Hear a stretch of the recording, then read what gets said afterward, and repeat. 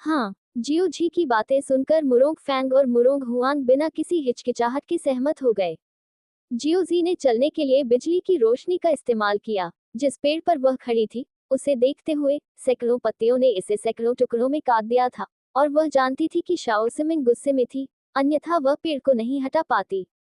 एक साथ सैकड़ों टुकड़ों में कटे हुए जियोजी ने शाओ सिमिंग की ओर देखा और प्रशंसा के साथ कहा, येन येन यांग परिवार का वान्य फेहुआलियो वास्तव में असाधारण है। निश्चित रूप से यह मुख्य रूप से आपकी प्रतिभा के कारण है। आप नाराज हो गए क्या?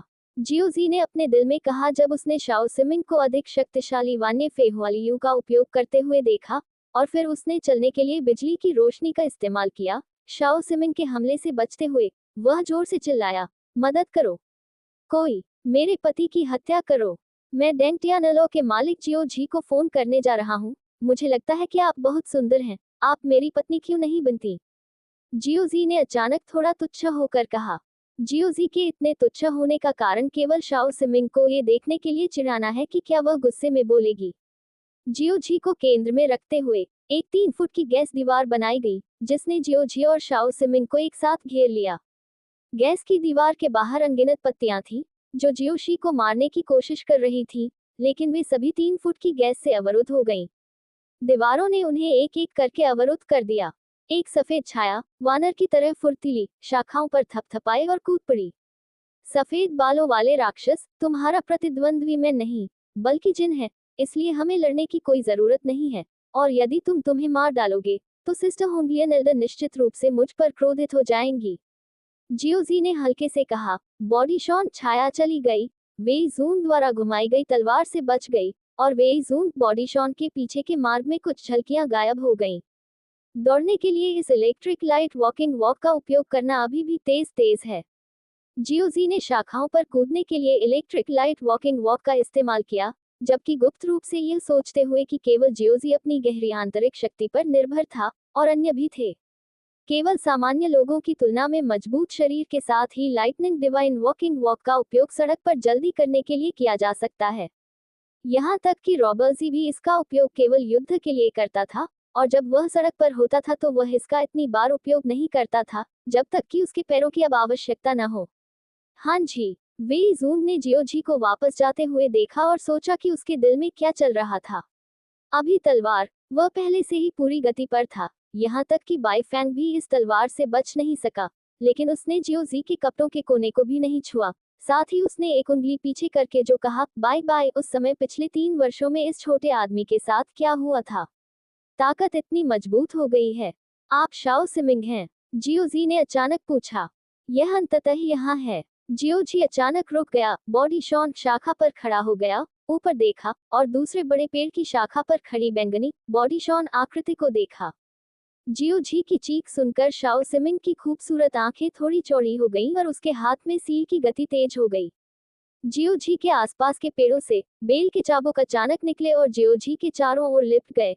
अनगिनत बेल के चाबुक एक जहरीले सांप की तरह थे, और इसने जियो जी को बुरी तरह उलझा दिया। उसके कंधे तक बैंगनी बाल और लवेंडर बैंग्स हैं, जो उसकी सुंदर भौहों को ढकते हैं। लवेंडर आंखों की एक जोड़ी, अलौकिक और उज्ज्वल, और उसके चेहरे पर एक सफेद घूंघट है, जो उसकी क्यूओंग नाक और होठों को कवर करता है। चलने के लिए बिजली की रोशनी का उपयोग करते समय आंतरिक बल जितना मजबूत होगा, विस्फोट उतना ही तेज होगा, लेकिन पैरों पर बोझ भी अधिक होगा।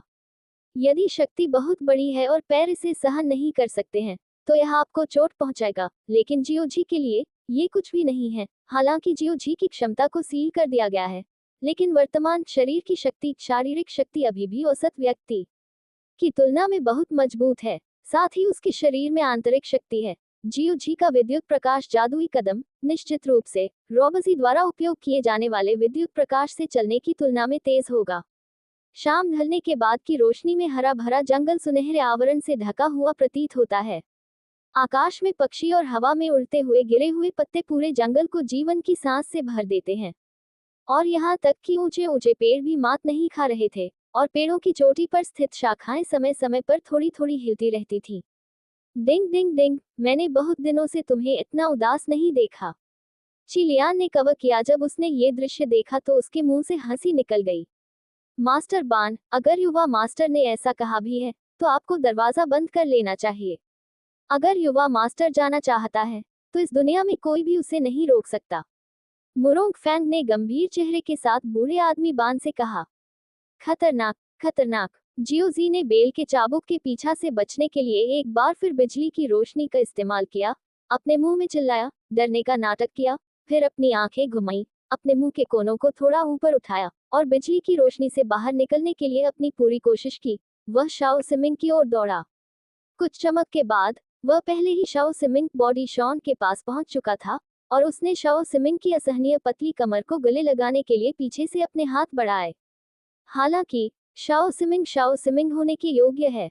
जिस सिद्धांत का उसने हमेशा पालन किया है वह यह है कि जब वह ऐसा कर सकता है तो वह अपना मुंह नहीं खोल सकता है।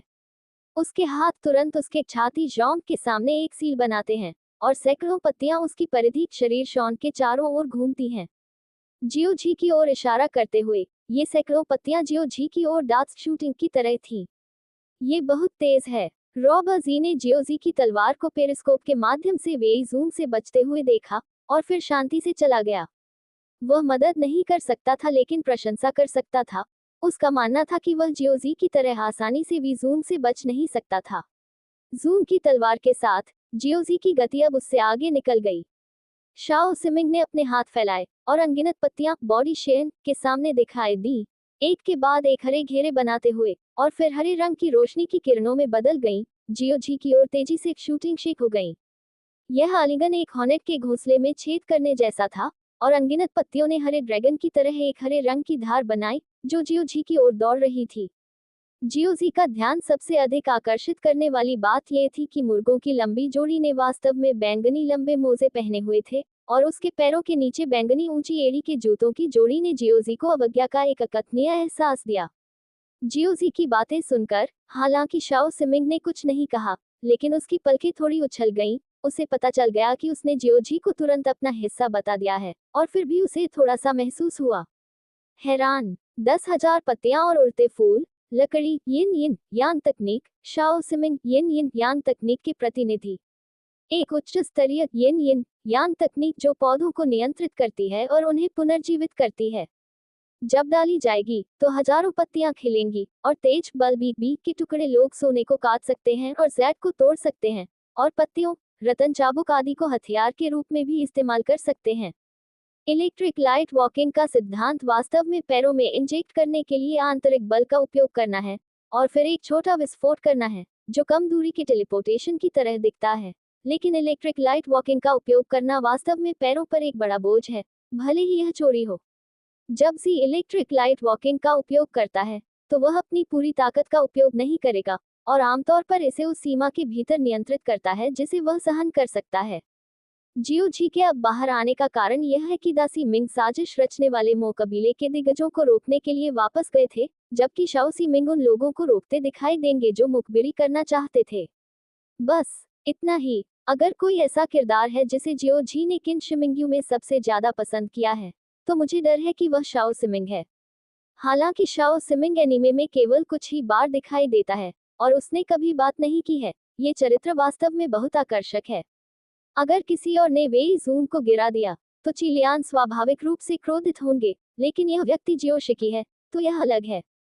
ये देखकर कि जियोशी वेई जून को कमजोर कर सकता है, चिलियान को केवल एक तरह की राहत महसूस होती है, किंग क्विंग, और उसने महसूस किया कि जियोशी के चले जाने का कारण ये था कि वह मो परिवार और लियुशा का दुश्मन नहीं बनना चाहता था। अधिक सटीक रूप से ये जियोशी थी जो अपनी बड़ी बहन की दुश्मन नहीं बनना चाहती थी, इसलिए चिलियान बहुत खुश थी। प्रिय पत्नी, क्या तुम सचमुच अपने पति की हत्या करना चाहती हो? जियो जी ने शाओ सिमिंग के कान के पास आते हुए मजाक में कहा। जियो जी की झुलसती सांसों को महसूस करते हुए शाओ सिमिंग के कान के सिरे हल्के गुलाबी रंग से रंग गए थे। शरीर में आंतरिक शक्ति को शाओ सिमिंग की यिन यिन यांग की शक्ति में परिवर्तित करने के बाद और फिर यिन यिन यांग तकनीक के हैंडप्रिंट को याद करने के बाद वानी फे हुआलियू का उपयोग करना बहुत सरल है। यिन यांग की शक्ति शाओ सिमिंग से 20 गुना अधिक है। 3 किलोमीटर के दायरे में पत्तियां और लताएं हैं, सब उसके नियंत्रण में।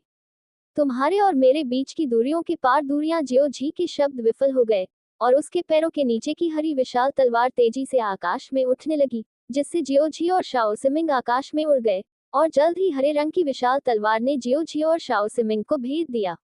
बादलों के ऊपर मो फैमिली ऑफिस सिटी के केंद्रीय हॉल में जियोजी के चले जाने के बाद वेई जूंग और अन्य लोगों ने कुछ देर बाद गाय नी और अन्य लोगों के साथ लड़ाई की। पहली लड़ाई में मो फैमिली के बिग हैमर और वेई जूंग के ऑर्गन वुशुंग घोस्ट अंततः बिग आयरन हैमर की क्षमता के साथ सामने आए और ऑर्गन वुशुंग घोस्ट को मामूली अंतर से हरा दिया।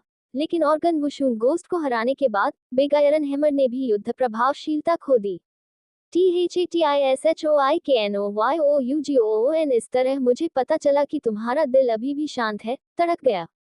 उसके बाद मो परिवार की मान्यताओं को पूरी तरह से नष्ट करने के लिए वेई जूंग ने तियानमिन को जब्त कर लिया और मो परिवार के साथ शर्त बनाने के लिए तियानमिन को एक शर्त के रूप में इस्तेमाल किया। हाँ, तुम कल मर जाओगे। जियोजी ने शाओ सिमिंग को पकड़ रखा है। कुछ टोफू खाने के अलावा उसे शाओ सिमिंग की शारीरिक शक्ति की यिन यिन यांग शक्ति को महसूस करना भी है।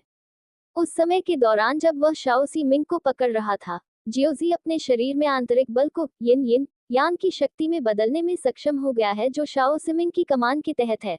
और जियोजी भी पहले कुछ निंजुत्सु को जानता था। निंजुत्सु मूल रूप से यिन यिन यांग ताओवाद से पैदा हुआ था, इसलिए मुहरों के निर्माण में कुछ संबंध है। अपने शरीर में यिन यिन यांग की शक्ति के साथ वह हवा में उड़ने के लिए वान्य फेहुआ फ्लो का उपयोग कर सकती है, लेकिन इसमें बहुत अधिक यिन यिन यांग शक्ति की खपत होगी। जियांग जियोजी जैसे दो लोगों के साथ वह अभी भी बादलों के ऊपर उड़ सकती है। इसकी यिन यिन यांग शक्ति कितनी गहरी है। जियोजी के शब्द विफल हो गए और आसपास के जंगलों से अनगिनत लताएं फैल गईं और जियोजी की ओर आ गईं। लेकिन जब लताएं जियोजी की 3 फुट की हवा की दीवार तक पहुंच गईं, तो वे तुरंत उछल गईं और भारी शक्ति वाली लताएं उछलकर बाहर आ गईं। आसपास के पेड़ कमर तक कट गए और पक्षियों का झुंड चौंक गया। इस बिंदु से हम देख सकते हैं कि गाय नी वास्तव में एक छोटा भाई है। उचिहा इटाची की तरह भले ही छोटे भाई ने मुझे सैकड़ों बार दुर्व्यवहार किया, फिर भी मैं छोटे भाई को अपने पहले प्यार की तरह मानता हूँ। एंस्पेसिस बटीनस तोमाओ और मुझे दिखाओ। हालांकि गायनी पर हेई किलिन द्वारा गुप्त रूप से हमला किया गया था, उन्होंने अपने घायल शरीर के साथ वेई जूंग के खिलाफ लड़ाई लड़ी और जानबूझकर वेई जूंग को युआन होन को तोड़ने के लिए शार्क के दांतों का उपयोग करने दिया और फिर टूटे हुए युआन होन का उपयोग करने के लिए वेई जूंग की लापरवाह स्थिति लव किंग का फायदा उठाया। हमने एक झटके में वेई जूंग को जीत लिया। हालांकि गायनी अपने कनिष्ठ भाई वेई जूंग से निपटने में बहुत निर्णायक थे।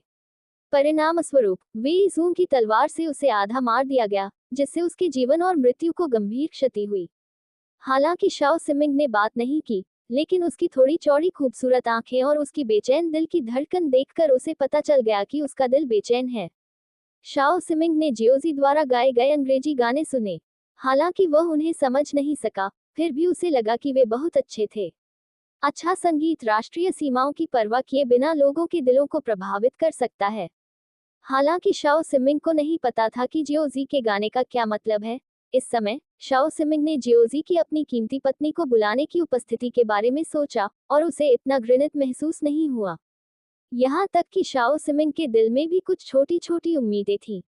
जी ने ये 4 शब्द फिर से कहे। शाओ सिमिंग ने महसूस किया कि हवा उसके चेहरे की ओर बह रही है।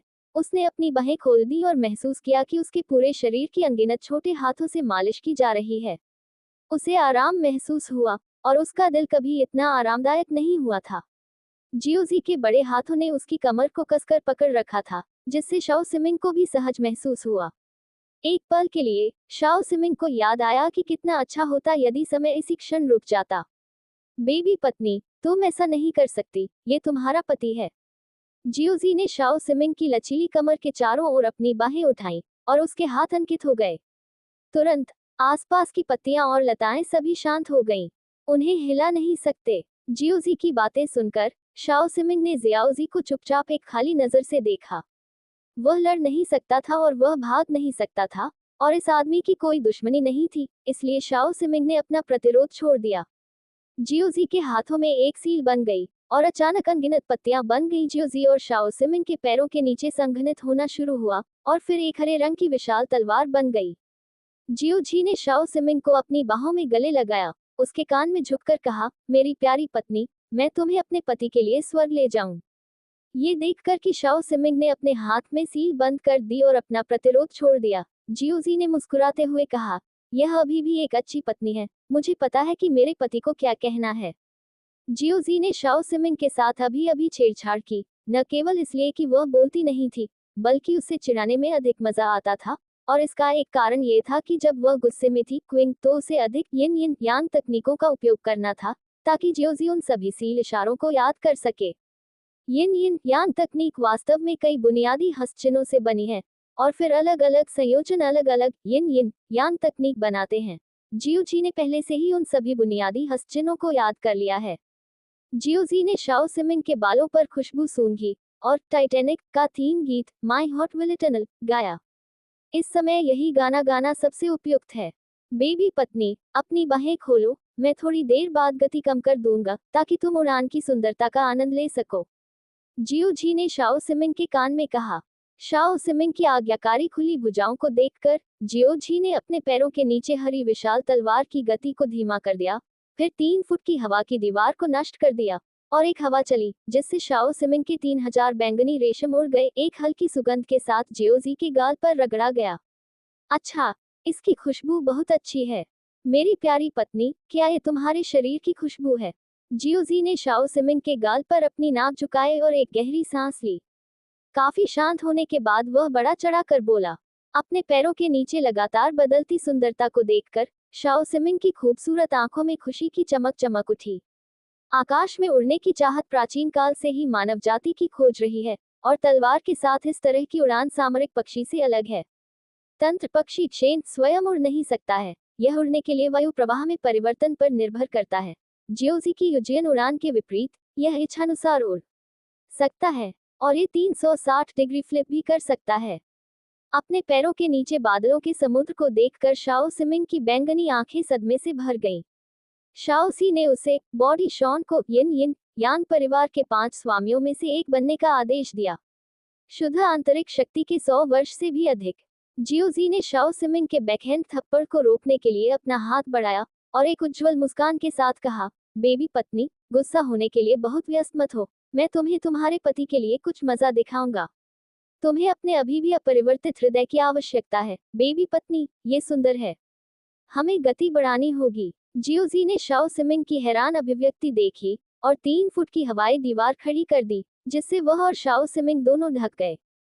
फिर उसके हाथों ने एक सील बनाए और उसके पैरों के नीचे हरी विशाल तलवार उन दोनों के साथ बादलों के समुद्र के ऊपर तेजी से उड़ गई, समय समय पर बादलों में भागती रही, और फिर जियोजी की 3 फुट की वायु दीवार की सुरक्षा के साथ फिर से बाहर निकल गई। कम सिमिंग को बाहर की ठंडी हवा बिल्कुल भी महसूस नहीं हो सकी।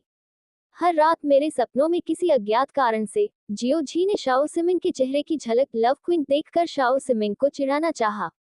ये कैसा है?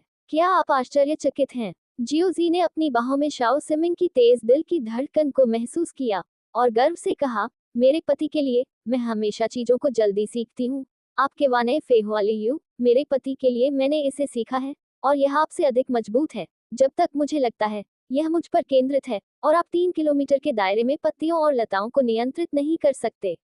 जब शाओ सिमिंग ने जियोजी की बातें सुनी, तो उसकी बैंगनी आंखों में संदेह की झलक दिखी, लेकिन उसने फिर भी जियोजी की बातें सुनी और धीरे से अपनी बाहें खोल दी। दुष्ट ने उसे अपनी तलवार से उड़ने के लिए ले लिया, और प्रभाव बहुत जबरदस्त था। दूसरी प्रतियोगिता में मो फैमिली की स्नो मेडेन और क्विकसेन की चिलियान ने प्रतिस्पर्धा की। वास्तव में दोनों स्वभाव में एक जैसे थे। वे दोनों शाही बहनें थीं। वे नर्म दिखते थे, लेकिन वास्तव में वे अंदर से मजबूत थे। ये सिर्फ इतना है कि चिलियान आमतौर पर लोगों को आकर्षक दिखाती है, जबकि स्नोगर्ल आमतौर पर लोगों को ठंडा दिखाती है। इससे कोई फर्क नहीं पड़ता कि वे कैसी दिखती हैं, वे गहरे दिल वाली रॉयल बहनें हैं। शाओ सिमिंग ने जियोजी की ओर धीरे से अपना सिर हिलाया। आह, क्या हो रहा है? जूनू ने अवचेतन रूप से अपना हाथ छोड़ दिया और अपना हथियार गिरा दिया। स्नोगर्ल छोटी बहन, पर इस क्षण आपका दिल संदेह से भरा होना चाहिए। क्या ऐसा इसलिए है क्योंकि आपकी सफेद बर्फ सही नहीं है, कि आप वो मे द्वारा नियंत्रित होंगे? स्नोगर्ल की ओर देखते हुए जो विरोध करने में असमर्थ थी, चिलियान ने धीरे से कहा, फिर विषय बदल दिया और जारी रखा। कहा, वास्तव में आपकी स्नो वाइट में कोई कमजोरी नहीं है। जब शाओ सिमिंग ने जियोजी की बातें सुनी, तो वह थोड़ा चौंका। क्या उसका कोई नाम था? हमेशा से अन्य लोग उसे शाओ सिमिंग कहते रहे हैं, और वह अपना नाम भूल गई है। क्या ऐसा पहले कभी हुआ था? स्नोगर्ल का सफेद बर्फ का गाना खत्म होने के बाद, हालांकि इससे चिलियान को थोड़ी चोट लगी, लेकिन इसका कोई बड़ा प्रभाव नहीं पड़ा। आप जो इस प्रकार का खोखला संगीत सुनने के आदी हैं, आप बाइजू की कलात्मक अवधारणा को कैसे समझ सकते हैं? जूनू ने फिर कहा। जूनू की इस तरह की हरकतों को देखकर मो परिवार में हर कोई, जो स्थिति को नहीं जानता था, थोड़ी देर के लिए हैरान रह गया। बेबी पत्नी, तुम्हारी प्रेमिका का नाम क्या है? आप दुबले पतले हैं, और हम दोनों से कोई फर्क नहीं पड़ता। अगर भविष्य में मैं तुम्हें बेबी वाइफ कहूंगा तो तुम जरूर नाराज होगी। अगर मैं तुम्हें थोड़ा बॉस कहकर बुलाऊं, तो यह आपके जैसा ही लगेगा। ये बहुत स्वाभाविक है। आप मुझे अपना बॉडोया नाम बताएं, और मैं भविष्य में आपको आपके बॉडोया नाम से बुला सकता हूँ। जियोजी ने शाओ सिमिंग से उम्मीद से पूछा। बेबी पत्नी, तुमने सिर हिलाया, ऐसा लगता है कि तुम मुझसे शादी करने को तैयार हो। जियोजी ने उत्साह से कहा। शहर के बाहर, जियोजी ने दोनों हाथों से एक मुहर बनाई। संचालन काओ काओ ने हरे रंग की विशाल तलवार पकड़ी, और उसे और शाओ सिमिंग को धीरे धीरे जमीन पर ले आया। इस समय जू एनवी बॉडी शॉन अग्नि प्रलोभन तकनीक में थी, और जब उसने चिलियान के शब्द सुने, तो वह मदद नहीं कर सकी, लेकिन अपने दिल में छिपे रहस्य को याद कर सकी। क्या हो रहा है किंग? तियानमिंग, जो बगल में ऊंचा लटका हुआ था, भी भ्रमित था। Force by b. ये वह रहस्य है जो आपकी छोटी सी संपूर्ण दुनिया में एक महत्वहीन दरार जोड़ता है। इस दुनिया में हर किसी के दिल में दरारें होती हैं, सबसे मजबूत दिल में भी होती होंगी। यहाँ तक कि ये गैप इतना छोटा है कि आप इसे खुद नहीं देख सकते। जब तक आप अपने दिल में दुख को समझते हैं और ऊपर की ओर जाते हैं, आप सबसे छिपे हुए घाव का पता लगाने में सक्षम होंगे। यह आपका गाना ही है जो आपके दिल का राज खोलता है। प्रलोभन ही एकमात्र अवसर है, चिलियान ने मुस्कुराते हुए समझाया। कभी मत उठो, जूनू ने खुद से बड़बड़ाते हुए कहा। ऐसा लग रहा था कि सब कुछ उसी वर्ष में लौट आया है, जब वह फिक्स्यू पवेलियन की पहली नर्तकी थी। लेकिन जियोजी ने शाओ सिमिंग का हाथ पकड़ लिया और मुस्कुराते हुए पूछा, बेबी पत्नी, क्या इस बार आपने अच्छा समय बिताया? मैंने देखा कि चिलियान ने धीरे से हवा उड़ाना शुरू कर दिया। थोड़ी देर बाद जुएनवी को लगा कि कुछ गड़बड़ है। उसने नीचे देखा, और एक पल के लिए उसे पता नहीं क्यों, उसके हाथ में जेड बांसुरी एक जहरीले सांप में बदल गई। यह अग्नि आकर्षक तकनीक की सक्रियता को छिपाने के लिए सांप के गठन की गति है।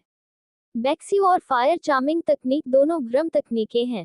देखो, बाइजू को हो मेई के प्रति संयम रखना चाहिए। ये कैसे हो सकता है? गाओ जियानली गतिहीन स्नो मेडेन को देखकर चिंतित दिखे, लेकिन प्रतियोगिता में स्थिति चाहे जो भी हो, कोई भी हस्तक्षेप नहीं कर सकता था। अन्यथा, भले ही वह हार जाए, तियानमिन की सुरक्षा के लिए गाओ जियानली केवल खुद को नियंत्रित करने की कोशिश कर सकता है, और वह आवेग में नहीं आ सकता। ये हुओ मीशु है। पिछली बार युए को इस चाल से मारा गया था। जू एनवी की उपस्थिति को देखकर मुरोंग फैन को तुरंत समझ में आ गया कि जू एनवी को अनजाने में चिलियान के हुओ मीशु ने मारा था। ये पता चला है कि जू एनवी पहले भी चिलियान की फायर चार्मिंग तकनीक में फंस चुका है। हालांकि मैं चिलियान के तरीकों पर ध्यान दे रहा हूँ। फायर चार्मिंग तकनीक अदृश्य है। मुझे उम्मीद नहीं थी कि यह हर किसी की आंखों के सामने सक्रिय हो जाएगा। ओल्ड मैन बान ने कुछ भावुकता के साथ कहा, मुझे उम्मीद नहीं थी कि चिलियान के हुओ मीशु का इतना उत्कृष्ट उपयोग किया जाएगा। मो परिवार की इतनी सारी आंखों के साथ, उन्होंने ध्यान नहीं दिया कि चिलियान ने कब हुओ मीशु का उपयोग किया था। बड़ी बहन, क्या हमें कार्रवाई करनी चाहिए? जूनू ने स्वर्गीय स्वर्गारोहण आदेश स्वीकार कर लिया है। यदि वह घायल हो जाती है और युवा मास्टर वापस आता है, तो उसे दोषी ठहराया जाएगा। मुरोंग हुआंग ने मुरोंग फैंग से जोर से पूछा। बेबी पत्नी, क्या तुम्हारा कोई नाम नहीं है? फिर मैं तुम्हारे लिए एक लाऊंगा। जियो जी ने शाओ सिमिंग की प्रतिक्रिया को देखा, इसके बारे में सोचा, और कहा, चूंकि तुम्हें बैंगनी पसंद है, चलो इसे जी कहते हैं। आपका नाम जी है, अगर मैं आपको शाओई कहूँ तो कैसा रहेगा? हे, बाइजू, ये वास्तव में एक बहुत ही खास टुकड़ा है। आपका अभिनय काफी मनमोहक है। आपके विनम्र रूप शरीर के साथ शेन ऐसे दायरे को हासिल करना आसान नहीं है। दुर्भाग्यवश आप केवल एक को ही जानते हैं, मैं दूसरे को नहीं जानता। यांग चुन बैक्स्यू, उच्च और निम्न। सावधान रहें, ऊंचाई पर बहुत ठंड है। चिलियान ने उस व्यक्ति की कमर मरोड़ी, उससे हाथ मिलाया और उसके चेहरे पर दुर्भावनापूर्वक मुस्कुराया। जब मुरोंग फैंग जियोजी की सेना के प्रभारी थे, तो वह कुछ घुसपैठ करने वाले जासूसों से निपटने के लिए भी इस चाल का इस्तेमाल करते थे। मुरोंग फैंग ने चिलियान और जू एनवी की ओर देखा, फिर मुरोंग हुआन की ओर अपना सिर हिलाया और कहा, अगर किसी और ने जू एनवी को चोट पहुंचाई है तो हम स्वाभाविक रूप से कार्रवाई करेंगे, लेकिन चिलियान ने ही गोली मारी है। वह युवा मास्टर की बड़ी बहन है, हमें हस्तक्षेप नहीं करना चाहिए। ज्यादा से ज्यादा जब स्नो मेडेन हार जाएगी तो उसे बचाना अच्छा होगा। बूढ़े आदमी बान ने चिलियान की हरकतों को देखा और हैरान होकर पूछा, ये राक्षस लड़की क्या कर रही है? शाओ सिमिंग ने जियोजी को एक खाली नजर दी। उसने अपना सिर हिलाया, केवल ये कहने के लिए कि युजियान इस बार उड़ान भरकर बहुत खुश थी, लेकिन ये स्वीकार करने के लिए नहीं कि वह जियोजी की पत्नी थी।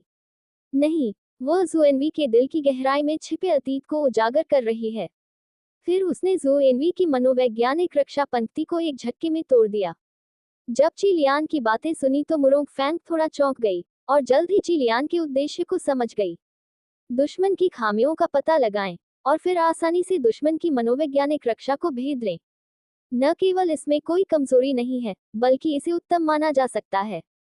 हालांकि एक बात है जो आपको जाननी चाहिए, तथाकथित स्ट्रिंग गाने सुनकर सुंदरता को जानना, यह मैं हूं जो असाधारण महल संगीत सुनने का आदी है, लेकिन अपनी सही उंगलियों, सही होठों और सही धुन के साथ आप उस अंतहीन उदासी को सुन सकते हैं जो गहराई से छिपी हुई है। तुम्हारी सफेद बर्फ में एक गहरी उदासी है ना? यह आप ही हैं जो सबसे बुरे हैं। आप लोगों को कौन से रहस्य बताना चाहते हैं? चिलियान जुएनवी के आसपास बात करता रहा। किस तरह के अतीत ने सफेद बर्फ में आपकी उदासी पैदा कर दी है? मैं बहुत उत्सुक हूँ। मुझे लगता है यह एक बुरा सपना होगा जिसके बारे में आप सोचना नहीं चाहेंगे। दुर्स्वप्न से छुटकारा पाने का एक तरीका है, और वह है अपने रहस्यों के साथ चुपचाप सो जाओ और फिर कभी मत उठो। चिलियान ने धीरे से कहा, स्नो मेडेन को उसके बुने हुए सपने में कदम दर कदम लुभाते हुए। क्या आपने अंततः इसे खोज लिया है? दुर्भाग्य से पहले ही बहुत देर हो चुकी है, चिलियान ने तिरस्कार के साथ कहा जब उसने अभिमो परिवार की प्रतिक्रिया देखी। कोरिया का दरबारी संगीत वास्तव में भव्य और सुंदर है, लेकिन यह विलासिता का अंधाधुंध पीछा कर रहा है। हालांकि संगीत के संदर्भ में यह आकर्षक, अर्थ में खोखला और निम्न गुणवत्ता वाला संगीत है। चिलियान की बातें सुनकर स्नोगल ने कमजोरी दिखाए बिना जवाब दिया। सड़क। जियोजी ने शाओ सिमिंग को जियाई नाम क्यों दिया? इसका मुख्य कारण यह है कि किन शिमिंग्यू में शाओ सिमिंग को पहले जियाओई कहा जाता था, इसलिए जियोजी ने उसे यह नाम दिया। जैसे ही जियोजी ऑर्गन हॉल के दरवाजे पर आया, उसने तियानमिंग की सच्ची भावनाओं की दहाड़ सुनी। लेकिन इस छोटे से क्षण में मुझे नहीं पता कि क्या हुआ। चिलियान को केवल ठंड महसूस हुई। उसने आश्चर्य से नीचे देखा, लेकिन देखा कि उसकी उंगलियां धीरे धीरे ठंडी हो रही थीं। चिलियान की पुतलियां सिकुड़ गईं और उसने जल्दी से अपना दाहिना हाथ पीछे खींच लिया। हम्फ, एक चाल में इतनी बढ़िया बात क्या है? तियानमिंग ने ये देखकर असंतोष से गुनगुनाया कि हिडन बैट उसे कम आंक रहा था। क्या? चिलियान थोड़ा हैरान हुआ। जू एनवी और चिलियान के बीच लड़ाई खत्म होनी चाहिए। जियोजी अपनी बिजली की रोशनी में चलते हुए जियोचेन की ओर तेजी से बढ़ा। जियोजी के बाहर आने का कारण न केवल शाओ सिमिंग को देखना था, बल्कि एक कारण युकी और अकाने के बीच लड़ाई से बचना भी था। जी। छिपे हुए चमगादड़ ने जब तियानमिंग के शब्द सुने तो उसने व्यंग्य किया और फिर तियानमिंग पर अपना पंजा लहराया। शाओ सिमिंग ने बात नहीं की, लेकिन जियोजी अपनी आकर्षक बैंगनी आंखों से देख सकती थी कि वह खुश थी। जू एनवी और चिलियान लड़ते हैं। जियोजी किसी की मदद करने के लिए अच्छा नहीं है। बस थोड़ी देर के लिए निकले और शाओ सिमिंग को देखें। जहां तक जू एनवी और चिलियान के बीच लड़ाई का सवाल है, यह अभी भी नजरों से और दिमाग से बाहर है। बस वापस जाओ और गंदगी साफ करो। वैसे भी मुरोंग फैंग और मुरोंग हुआन के यहाँ रहते हुए उनमें से कोई भी खतरे में नहीं होगा। जी, तो मुझे आकर तुम्हारे साथ खेलने दो, छिपे हुए चमगादड़ ने मुस्कुराते हुए कहा। मेरी प्यारी पत्नी, ये तुम्हारे लिए है। जियोजी ने अपनी छाती से एक बैंगनी स्वर्गीय आदेश निकाला। ये स्वर्गीय फरमान केवल 2 अंगुल के आकार का था और एक छोटा संस्करण था। इसमें बैंगनी सोने से बनी चेन भी पहनी हुई थी। जियोजी का उपयोग किया गया चढ़ाई क्रम के पीछे की ओर आंतरिक बल और जियाई शब्द उकेरा। शाओ सिमिंग जियोजी की अचानक कार्रवाई से अंधा हो गया था। जीमो ने अपनी आंखें खोली और जियोजी को वापस जाते हुए देखा। वह काफी देर तक अपने होश में वापस नहीं आ सका, जब तक कि दूर से आकाश से आतिशबाजी की आवाज नहीं आई और शाओ सिमिंग अंततः वापस नहीं आ गया। भगवान के पास आओ। तुम्हें लगता है मैं तुमसे डर जाऊंगा? जब तियानमिंग ने उस भयानक चमगादड़ को देखा जो भयंकर और खून का प्यासा लग रहा था तो वह साहस के साथ चिल्लाया, बैंगनी कपड़े, छोटे कपड़े। शाओ सिमिंग ने कुछ देर सोचा और महसूस किया कि नाम परिचित और सुखद था, इसलिए उसने हल्के से अपना सिर हिलाया। इस दुष्स्वप्न की गहराई में आपका रहस्य क्या है? स्नो मेडेन मुड़ा और चला गया। कृपया इस पुस्तक का पहला डोमेन नाम याद रखें। TF बॉयज मोबाइल संस्करण पढ़ने का URL बूम बैंग। छिपे हुए बल्ले को जियोजी ने थप्पड़ मारा और हॉल में दीवार से टकरा दिया। फिर वह रुक गया और जमीन पर गिर पड़ा। पूरा व्यक्ति जमीन पर पड़ा हुआ था और उसके सिर से खून बह रहा था।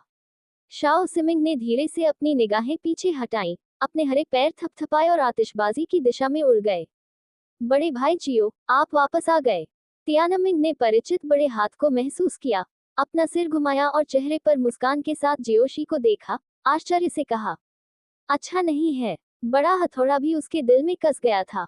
2000 से अधिक वर्षों से जियोजी की आंतरिक शक्ति पवन और बादल की दुनिया में सम्राट शिटियन के बराबर है, जबकि वे जूंग और गायनी जगरनॉट और वूमिंग के स्तर के बराबर हैं। ये स्तर, जबकि हिडन बैट किन श्वांग के स्तर के बराबर है। जियोजी के लिए ये वास्तव में एक छोटे मिनियन की तरह है। मैं बहुत मूर्ख हूँ और हर कोई मुझे मूर्ख मानता है। मेरे जैसे एक बहुत ही मूर्ख बच्चे के लिए यू ए को उस अजीब व्यक्ति ने ले लिया। शाओ यू ने अकेले इतने सारे किन सैनिकों को रोक दिया और अंकल ने दूर से मेरी रक्षा की। बड़े हथौड़े वाला बड़ा आदमी, निर्दयी स्नो मेडेन, और आप ठंडे दिल वाले छोटे गांव, क्या आप अपने जीवन की परवाह किए बिना इस तरह लड़ सकते हैं? क्या आप मुझसे भी अधिक मूर्ख हैं? क्या आप नहीं जानते कि मेरे जैसा मूर्ख बच्चा बिल्कुल भी नहीं है ये करने लायक है? तुम सब कड़ी मेहनत कर रहे हो, मुझे इस समय भाग जाने के लिए कहो, मैं नहीं भागूंगा। हे, बेशक मैं आपकी तारीफ कर रहा हूँ। जियो जी मुस्कुराया। वह व्यक्ति जो कभी दुष्स्वप्न से नहीं जागा, वह वास्तव में आप ही हैं। जूनू ने ठंडे स्वर में कहा। शाओ सिमिंग ने बैंगनी असेंशन ऑर्डर हार को पकड़ लिया और कुछ देर तक उसे देखा, और सफेद घूंघट के नीचे उसके जैद होठों पर एक प्यारी सी मुस्कान दिखाई दी।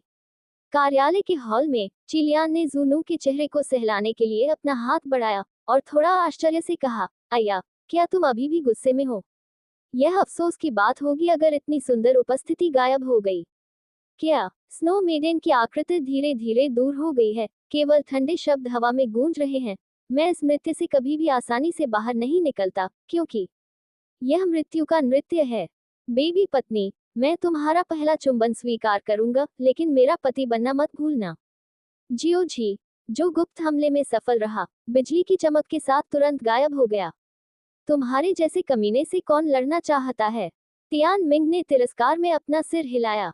हा। तियानमिंग के शब्द सुनकर वेई ज्वांग अपनी हंसी नहीं रोक सके। ये भावना एक चींटी की तरह थी जो एक हाथी की ओर इशारा कर रही थी और कह रही थी, मैं तुम्हें कुचलने जा रही हूँ।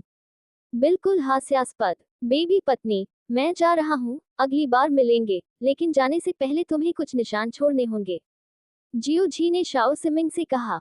स्रोत, बदबूदार लड़के, मैंने पिछली बार बदला लेने की सूचना नहीं दी है, लेकिन तुम यहाँ फिर से समस्या खड़ी करने आए हो। छिपा हुआ चमगादड़ गुस्से से चिल्लाया। पिछली बार जब वह बड़े हथौड़े को मारने वाला था, तो उसे जियोजी ने नष्ट कर दिया था। यह एक अच्छी बात थी, लेकिन जब वह इस बार तियानमिंग को मारने वाला था, तो जियोजी ने उसे एक और बुरी चीज दी। हाँ, मेरी यादें वास्तव में जख्मी हैं, लेकिन अब ये सब बीत चुका है। आपको ये भी पता होना चाहिए कि एक कहावत है, तथाकथित, संगीत का कोई इरादा नहीं है, श्रोता के पास दिल है। संगीत स्वयं एक दर्पण की तरह सरल है। यही कारण है कि आप सफेद बर्फ से इतनी गहरी उदासी सुनने का केवल एक ही कारण है। जूनू ने अपनी खूबसूरत आंखें खोली और हल्के से कहा, उसकी खूबसूरत नीली आंखों में भ्रम का कोई निशान नहीं था, और वह पूरी तरह से जाग चुकी थी। छोटे लड़के, मेरे लिए चुप रहो। जब जियोजी ने छिपे हुए चमगादड़ की आवाज सुनी तो वह थोड़ा नाखुश हो गया। लोहे के पंजे को पास आते देख तियानमिंग के पास था भागने का कोई रास्ता नहीं। लोहे के पंजे को तेजी से आता देख वह अपना सिर पकड़ने वाला था। अचानक एक परिचित सक्शन बल पीछे से आया और तियानमिंग को दूर खींच लिया।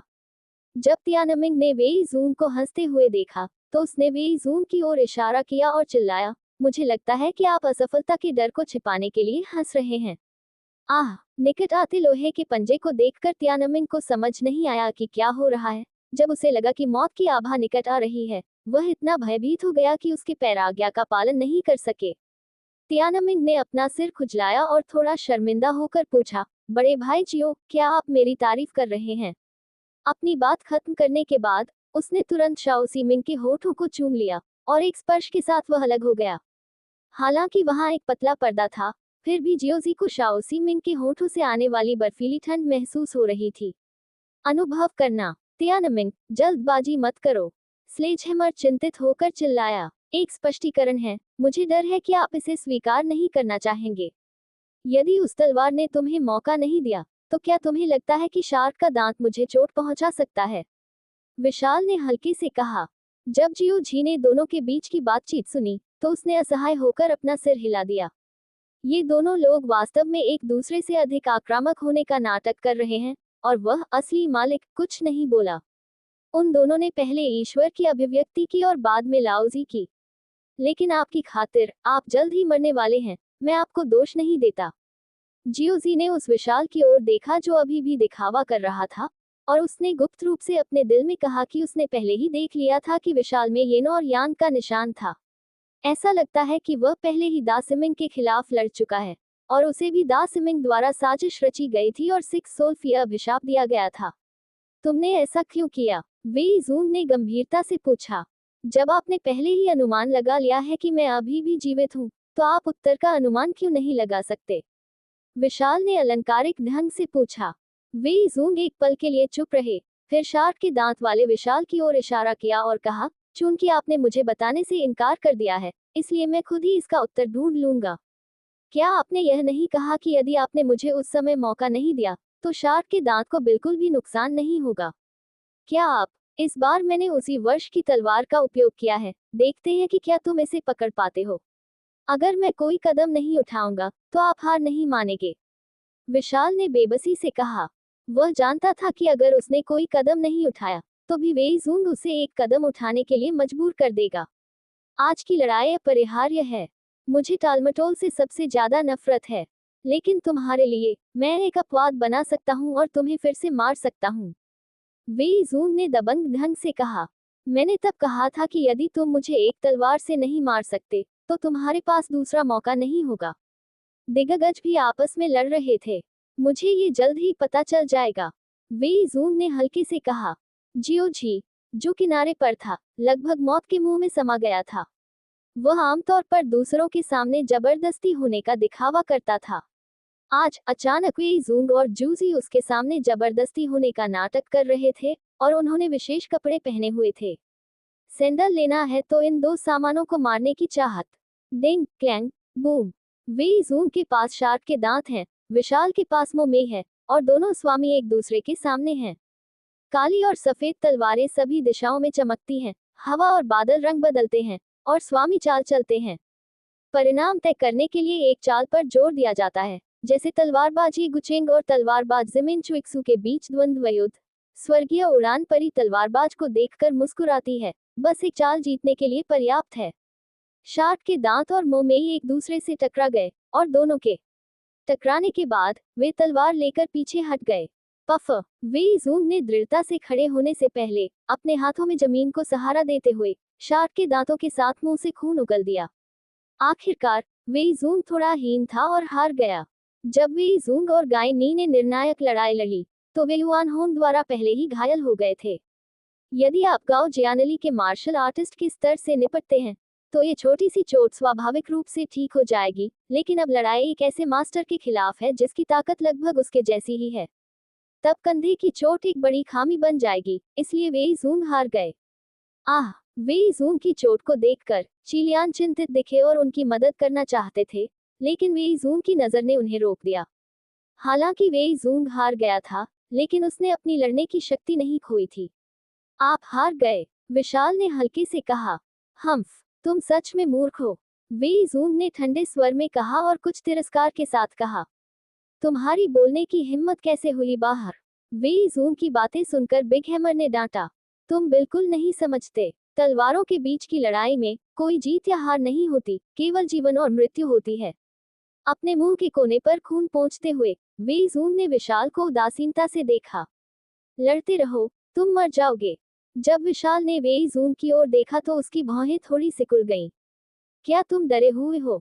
वेई जून ने व्यंग्य किया।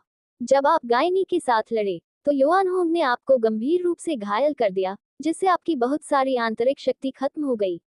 अभी आप मोमेई द्वारा घायल हो गए थे। विशाल ने जोर से कहा। क्या आप नहीं समझते? आपके लिए शहर को जीवित छोड़ना असंभव है। आपके सभी अधीनस्थ गंभीर रूप से घायल हैं। अगर तुम लड़ने पर अड़े रहे तो आज तुम्हारा पूरा रेत संगठन नष्ट हो जाएगा। विशाल ने फिर कहा। फिर आप किसका इंतजार कर रहे हैं? वेई जून थोड़ा अधीर था। वह समझ नहीं पाया कि विशाल का क्या मतलब है। चूंकि वह जानता था कि यह समय क्विकसेंट संगठन को नष्ट करने का एक अच्छा समय था। आप अभी भी क्या स्याही हैं? बहुत बकवास है। ये सुनकर जियोजी ने अपने मुंह के कोने पर एक फीकी मुस्कान ला दी। वह उपस्थित एकमात्र व्यक्ति था जो जानता था कि वर्तमान विशाल शायद पहले से ही जानता था कि उसके खिलाफ साजिश रची गई थी, और जिस व्यक्ति को सिक्स सोल्फिया अभिशाप के तहत रखा गया था। एक बार जब उसने अपनी आंतरिक शक्ति का उपयोग किया तो हमला इसलिए नहीं हुआ क्योंकि विशाल वेई जून को मारना नहीं चाहता था, बल्कि इसलिए क्योंकि वर्तमान विशाल बिल्कुल भी दूसरा कदम नहीं उठा सका। आपको पता होना चाहिए कि विशाल ने अभी अभी तियानमिंग से कहा था कि वह वेई जून और अन्य लोगों को खून से अपना कर्ज चुकाने देगा। अब कौन जाने उसने सुर बदल दिए हों और कहा हो कि वह उन्हें जाने देगा। इस बार मैं तुम्हें जीवित रहने दूंगा। सभी के आश्चर्य को नजरअंदाज करते हुए विशाल ने आगे बढ़ना जारी रखा। कमीने, वेई जून ने गुस्से में डांटा। वेई जून को विशाल की वर्तमान स्थिति का पता नहीं था। उसने सोचा कि दैत्य उस पर दया कर रहा है। इस तरह की दया ने उसे मारने से ज्यादा असहज कर दिया। वेई जून ने शार्क के दांतों को कसकर भींच लिया। दैत्य से लड़ने के लिए तैयार हो जाओ। भले ही तुम मर जाओ, लेकिन तुम इतना अपमान नहीं सह सकते। तियानमिंग, यहाँ आओ। जियोजी ने तियानमिंग को अपने पास बुलाया। जियोजी के मन में अब विशाल के लिए कुछ प्रशंसा है। इस आदमी के दिखावे का स्तर बहुत ऊंचे स्तर पर पहुंच गया है।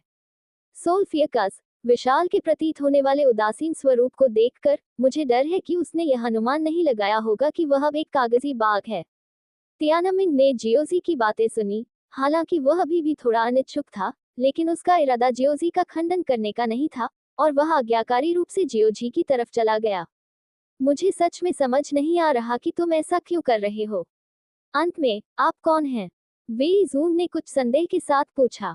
वह विशाल के अचानक परिवर्तन के बारे में थोड़ा सशंकित था, लेकिन वह कल्पना नहीं कर सका कि वर्तमान विशाल एक पेपर टाइगर निकला। जब तक वेई जून एक और शॉट लेता है, विशाल हार जाएगा। दरअसल हम हमेशा से प्रतिद्वंद्वी रहे हैं। विशाल ने वेई जून के शब्दों को सुना और हल्के से फिर से कहा, लेकिन उसे गुप्त रूप से राहत मिली, क्योंकि वेई जून ने ऐसा प्रश्न पूछा था जो दर्शाता है कि वेई जून को उसके द्वारा सफलतापूर्वक मूर्ख बनाया गया था। आप कौन हैं? वेई जून ने विशाल को घूर कर देखा। विशाल ने धीरे धीरे अपने सिर से टोपी उतार दी, और मो परिवार के विशाल ने अंततः अपना असली चेहरा प्रकट कर दिया। हाँ, जैसे ही उसने विशाल का चेहरा देखा, वेई जून का चेहरा सदमे से भर गया। वह पहले केवल अनुमान लगा रहा था, लेकिन उस अनुमान की पुष्टि करने के बाद भी उसे अविश्वसनीय लगा। आह! चिलियान मदद नहीं कर सका लेकिन चिल्लाया, यान प्रिंस डैन नहीं मरा। बहुत दिनों से नहीं मिला। विशाल ने हल्के से कहा। क्या ऐसा नहीं है कि यह आपके सभी संदेहों को स्पष्ट करता है? आपने काफी समय से शहर पर हमला नहीं किया है। क्या यह ऐसी अटकलों के कारण नहीं है? दैत्य ने फिर कहा, अगर मैं जीवित होता तो ये कई लोगों की नींद हराम कर देता। विशेष रूप से आपके पिता, वेई जून ने ठंडे स्वर में कहा। शायद यह है। वेन यान ने आह भरी, फिर वेई जून की ओर देखा और कहा, वास्तव में आपकी किस्मत ज्यादा बेहतर नहीं है। आपने मुझे आज जाने दिया क्योंकि आप चाहते हैं कि मैं आपको धन्यवाद दूं। वेई जून ने कहा, मैं नहीं चाहता कि यंग झेंग सफल हो। विशाल ने अपना सिर हिलाया और कुछ नाराजगी के साथ कहा। वेई जून ने विशाल की वास्तविक पहचान को पहचानने के बाद उन्हें ये भी महसूस किया कि वह विशाल के पहले और बाद के विभिन्न परिवर्तनों को समझ सकते हैं। यंग झेंग से नफरत करने के बाद ताइजीदान के लिए उन्हें जाने देना और यंग झेंग से निपटने देना कोई समस्या नहीं थी। संभव चीज। हम्फ, मुझे आशा है कि तुम्हें आज अपने निर्णय पर पछतावा नहीं होगा। चलो चलें। वेई जून ने विशाल पर गहरी नजर डाली, अपनी आस्तीनें लहराई और क्विकसेंट भीड़ को शहर से बाहर ले गए। लिटिल 17, अगली बार मिलते हैं। चिलियान ने जियोजी को आंख मारी, फिर मुड़ा और वेई जूंग के साथ चला गया। एक स्पष्टीकरण है, मुझे डर है कि आप इसे स्वीकार नहीं करना चाहेंगे। यदि उस तलवार ने तुम्हें मौका नहीं दिया, तो क्या तुम्हें लगता है कि शार्क का दांत मुझे चोट पहुंचा सकता है? विशाल ने हल्के से कहा, क्या आप नहीं समझते, आपके लिए शहर को जीवित छोड़ना असंभव है। आपके सभी अधीनस्थ गंभीर रूप से घायल हैं। अगर तुम लड़ने पर अड़े रहे तो आज तुम्हारा पूरा रेत संगठन नष्ट हो जाएगा।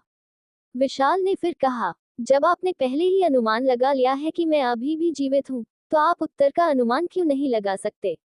विशाल ने अलंकारिक ढंग से पूछा। लिटिल 17, अगली बार मिलते हैं। चिलियान ने जियोजी को आंख मारी, फिर मुड़ा और वेई जूंग के साथ चला गया। आपने मुझे आज जाने दिया क्योंकि आप चाहते हैं कि मैं आपको धन्यवाद दूं।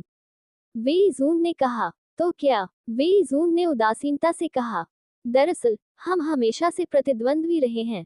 विशाल ने वेई जूंग के शब्दों को सुना और हल्के से फिर से कहा, लेकिन उसे गुप्त रूप से राहत मिली, क्योंकि वेई जूंग ने ऐसा प्रश्न पूछा था जो दर्शाता है कि वेई जूंग को उसके द्वारा सफलतापूर्वक मूर्ख बनाया गया था। मुझे समझ नहीं आता, उसे जाने क्यों दिया? उसने बहुत सारे बुरे काम किए हैं। तियानमिंग ने गाय नी की ओर देखा, जो अपने जीवन या मृत्यु को नहीं जानती थी, और गुस्से से चिल्लाई, अगर मैं जीवित होता तो ये कई लोगों की नींद हराम कर देता। डिंग क्लैंग बूम। फिर तुमने जानबूझकर मेरी तलवार ले ली ताकि दुनिया में हर कोई यह सोचे कि तुम मर गए हो। वेई जूंग ने पूछा, तियानमिंग, यहाँ आओ। जियो जी ने तियानमिंग को अपने पास बुलाया। जियो जी के मन में अब विशाल के लिए कुछ प्रशंसा है। इस आदमी के दिखावे का स्तर बहुत ऊंचे स्तर पर पहुंच गया है। सोल्फियकस, विशाल के प्रतीत होने वाले उदासीन स्वरूप को देखकर मुझे डर है कि उसने यह अनुमान नहीं लगाया होगा कि वह अब एक कागजी बाग है। क्या आप खून से कर्ज नहीं चुकाना चाहते? वेई जूंग ने पहले ही विशाल के असामान्य प्रदर्शन के बारे में थोड़ा संदेह जताया था। जब जियो जी ने दोनों के बीच की बातचीत सुनी, तो उसने असहाय होकर अपना सिर हिला दिया। ये दोनों लोग वास्तव में एक दूसरे से अधिक आक्रामक होने का नाटक कर रहे हैं, और वह असली मालिक कुछ नहीं बोला। उन दोनों ने पहले ईश्वर की अभिव्यक्ति की और बाद में लाओजी की। जब वेई जूंग और गाय नी ने निर्णायक लड़ाई लड़ी, तो वे युआन होन द्वारा पहले ही घायल हो गए थे। यदि आप गाओ जियानली के मार्शल आर्टिस्ट के स्तर से निपटते हैं, तो ये छोटी सी चोट स्वाभाविक रूप से ठीक हो जाएगी, लेकिन अब लड़ाई एक ऐसे मास्टर के खिलाफ है जिसकी ताकत लगभग उसके जैसी ही है। तब कंधे की चोट एक बड़ी खामी बन जाएगी, इसलिए वेई जूंग हार गए। तुम बिल्कुल नहीं समझते, तलवारों के बीच की लड़ाई में कोई जीत या हार नहीं होती, केवल जीवन और मृत्यु होती है। अपने मुंह के कोने पर खून पोंछते हुए वेई जूंग ने विशाल को उदासीनता से देखा। वेई ज़हुआन, तुम्हें मुझसे बेहतर पता होना चाहिए कि तुम्हारा असली दुश्मन कौन है। विशाल ने अपना चेहरा बदले बिना कहा, विशेष रूप से आपके पिता। वेई जूंग ने ठंडे स्वर में कहा, लेकिन आपकी खातिर आप जल्द ही मरने वाले हैं। मैं आपको दोष नहीं देता। जियोजी ने उस विशाल की ओर देखा जो अभी भी दिखावा कर रहा था, और उसने गुप्त रूप से अपने दिल में कहा कि उसने पहले ही देख लिया था कि विशाल में येन और यांग का निशान था। ऐसा लगता है कि वह पहले ही दा सिमिंग के खिलाफ लड़ चुका है, और उसे भी दा सिमिंग द्वारा साजिश रची गई थी और 6 सोल्फिया अभिशाप दिया गया था। तुम्हारी बोलने की हिम्मत कैसे हुई? वेई जूंग की बातें सुनकर बिग हैमर ने डांटा, शायद यह है। वेन यान ने आह भरी, फिर वेई जूंग की ओर देखा और कहा, वास्तव में आपकी किस्मत ज्यादा बेहतर नहीं है। वेई ज़हुआन, चलो चलें। विशाल ने अचानक कहा। जियो जी, जो किनारे पर था, लगभग मौत के मुंह में समा गया था। वह आमतौर पर दूसरों के सामने जबरदस्ती होने का दिखावा करता था। आज अचानक वेई जूंग और जूजी उसके सामने जबरदस्ती होने का नाटक कर रहे थे, और उन्होंने विशेष कपड़े पहने हुए थे। सैंडल लेना है तो इन दो सामानों को मारने की चाहत। ये सुनकर जियोजी ने अपने मुंह के कोने पर एक फीकी मुस्कान ला दी। वह उपस्थित एकमात्र व्यक्ति था जो जानता था कि वर्तमान विशाल शायद पहले से ही जानता था कि उसके खिलाफ साजिश रची गई थी, और जिस व्यक्ति को 6 सोल्फिया अभिशाप के तहत रखा गया था। एक बार जब उसने अपनी आंतरिक शक्ति का उपयोग किया, तो हमला इसलिए नहीं हुआ क्योंकि विशाल वेई जूंग को मारना नहीं चाहता था, बल्कि इसलिए कि वर्तमान विशाल दूसरा कदम नहीं उठा सका। सभी, तो देर किस बात की? वेई जूंग थोड़ा अधीर था। वह समझ नहीं पाया कि विशाल का क्या मतलब है। चूंकि वह जानता था कि यह समय क्विकसेंट संगठन को नष्ट करने का एक अच्छा समय था। आप अभी भी क्या स्याही हैं? बहुत बकवास है। क्यों? इस बड़े बुरे आदमी को क्यों जाने दो, चाचा का बदला लो। तियानमिंग विशाल के सच्चे विचारों को समझ न पाने के कारण असंतोष में चिल्लाया। वेई ज़ूंग के पास शार्क के दांत हैं, विशाल के पास मोमेई है, और दोनों स्वामी एक दूसरे के सामने हैं। काली और सफेद तलवारें सभी दिशाओं में चमकती हैं, हवा और बादल रंग बदलते हैं, और स्वामी चाल चलते हैं। परिणाम तय करने के लिए एक चाल पर जोर दिया जाता है, जैसे तलवारबाज ही गुचेंग और तलवारबाज जिमिन चुइक्सू के बीच द्वंद्व युद्ध। स्वर्गीय उड़ान परी तलवारबाज को देखकर मुस्कुराती है, बस एक चाल जीतने के लिए पर्याप्त है। शार्क के दांत और मोमेई एक दूसरे से टकरा गए, और दोनों के टकराने के बाद वे तलवार लेकर पीछे हट गए। हम्फ, मुझे आशा है कि तुम्हें आज अपने निर्णय पर पछतावा नहीं होगा। चलो चलें। वेई ज़ूंग ने विशाल पर गहरी नजर डाली, अपनी आस्तीनें लहराई और क्विकसेंट भीड़ को शहर से बाहर ले गए। लड़ते रहो, तुम मर जाओगे। जब विशाल ने वेई ज़ूंग की ओर देखा तो उसकी भौहें थोड़ी सिकुड़ गईं। आपको पता होना चाहिए कि विशाल ने अभी अभी तियानमिंग से कहा था कि वह वेई ज़ूंग और अन्य लोगों को खून से अपना कर्ज चुकाने देगा। अब कौन जाने उसने सुर बदल दिए हों और कहा हो कि वह उन्हें जाने देगा। मुझे टालमटोल से सबसे ज्यादा नफरत है, लेकिन तुम्हारे लिए मैं एक अपवाद बना सकता हूँ और तुम्हें फिर से मार सकता हूँ। वेई ज़ूंग ने दबंगई से कहा, मैंने तब कहा था कि यदि तुम मुझे एक तलवार से नहीं मार सकते, तो तुम्हारे पास दूसरा मौका नहीं होगा। दिग्गज भी आपस में लड़ रहे थे। आपने ऐसा क्यों किया? वेई ज़ूंग ने गंभीरता से पूछा। डर गया क्या? वेई ज़ूंग ने व्यंग्य किया। वेई ज़ूंग एक पल के लिए चुप रहे, फिर शार्क के दांत वाले विशाल की ओर इशारा करते हुए कहा, चूंकि आपने मुझे बताने से इनकार कर दिया है, मैं खुद ही उत्तर ढूंढ लूंगा। क्या आपने नहीं कहा था कि अगर आपने मुझे उस समय मौका नहीं दिया, तो शार्क के दांत को बिल्कुल भी चोट नहीं पहुंचेगी? क्या आप हैं? इस बार मैंने उस वर्ष की तलवार का उपयोग किया है, देखते हैं कि आप इसे पकड़ पाते हैं या नहीं। हरामी, वेई ज़ूंग ने गुस्से में डांटा। वेई ज़ूंग को विशाल की वर्तमान स्थिति का पता नहीं था। उसने सोचा कि दैत्य उस पर दया कर रहा है। इस तरह की दया ने उसे मारने से ज्यादा असहज कर दिया। वेई ज़ूंग ने शार्क के दांतों को कसकर भींच लिया। दैत्य से लड़ने के लिए तैयार हो जाओ, भले ही तुम मर जाओ, लेकिन तुम इतना अपमान नहीं सह सकते। अगर मैं कोई कदम नहीं उठाऊंगा, तो आप हार नहीं मानेंगे। विशाल ने बेबसी से कहा। वह जानता था कि अगर उसने कोई कदम नहीं उठाया, तो भी वेई ज़ूंग उसे एक कदम उठाने के लिए मजबूर कर देगा। आज की लड़ाई अपरिहार्य है। आप हार गए, विशाल ने हल्के से कहा। मैं नहीं चाहता कि यंग झेंग सफल हो। विशाल ने अपना सिर हिलाया और कुछ नाराजगी के साथ कहा। वेई ज़ूंग ने विशाल की वास्तविक पहचान को पहचानने के बाद उन्हें ये भी महसूस किया कि वह विशाल के पहले और बाद के विभिन्न परिवर्तनों को समझ सकते हैं। यंग झेंग से नफरत करने के बाद ताइजीदान के लिए उन्हें जाने देना और यंग झेंग से निपटने देना कोई समस्या नहीं थी। संभव बात, जब आप गायनी के साथ लड़े थे, तो आप युआन होंग द्वारा गंभीर रूप से घायल हो गए थे, जिसमें बहुत सारी आंतरिक शक्ति खर्च हो गई थी। अभी आप मोमेई द्वारा घायल हो गए थे, विशाल ने जोर से कहा। मैं वास्तव में समझ नहीं पा रहा हूँ, आप ऐसा क्यों कर रहे हैं? आखिरकार आप कौन हैं? वेई ज़ूंग ने कुछ संदेह के साथ पूछा। वह विशाल के अचानक परिवर्तन के बारे में थोड़ा सशंकित था, लेकिन वह कल्पना नहीं कर सका कि वर्तमान विशाल एक पेपर टाइगर निकला। जब तक वेई ज़ूंग एक और शॉट लेता, विशाल हार जाएगा। तियानमिंग ने जियोजी की बातें सुनी। हालांकि वह अभी भी थोड़ा अनिच्छुक था, लेकिन उसका इरादा जियोजी का खंडन करने का नहीं था, और वह आज्ञाकारी रूप से जियोजी की तरफ चला गया। वेई ज़ूंग ने विशाल की वास्तविक पहचान को पहचानने के बाद उन्हें ये भी महसूस किया कि वह विशाल के पहले और बाद के विभिन्न परिवर्तनों को समझ सकते हैं। यंग झेंग से नफरत करने के बाद ताइजीदान के लिए उन्हें जाने देना और यंग झेंग से निपटने देना कोई समस्या नहीं थी। संभव बात, जियोजी के बोलने के बाद मो परिवार के चेहरे पीले पड़ गए। हालांकि उन्होंने अनुमान लगाया था कि यह परिणाम होगा, फिर भी उन्होंने अभी अभी भाग्य का थोड़ा साथ लिया। जियोजी के शब्द गिरे। विशाल ने अचानक मुंह से खून थूक दिया, और पूरा व्यक्ति लड़खड़ाते हुए जमीन पर गिर गया। जब मो परिवार में सभी ने विशाल को गिरते देखा, तो वे सभी उत्सुकता से भागे। येन यांग परिवार और मो परिवार का एक दूसरे से कोई लेना देना नहीं है। विशाल काय कैसे हो सकता है अपनी निश्चित कलाओं से मारा? बिग हैमर को समझ में नहीं आया, विशाल अचानक येन यांग परिवार के अभिशाप से कैसे प्रभावित हो सकता है? आह, इसका इलाज करने का कोई तरीका नहीं है। विशाल का बॉस, इसका मतलब यह नहीं है आप मरने वाले हैं। तियानमिंग थोड़ा दुखी था, वह पहले से ही जानता था कि विशाल यूएर का जैविक पिता था, लेकिन यूएर के पास विशाल को दोबारा देखने का समय नहीं था। एक तरफ विशाल फिर से मरने वाला है, अगर यूएर को पता चला तो मुझे डर है कि यह बहुत दुखद होगा। विशाल, दैत्य ने हमारी जान बचाई, लेकिन जब दानव खतरे में था तो हम कुछ नहीं कर सके। दैत्य की बातें सुनकर बड़ा हथौड़ा पश्चाताप में चिल्लाया। मो परिवार के बाकी सदस्य जल्दी से विशाल को कमरे में ले गए।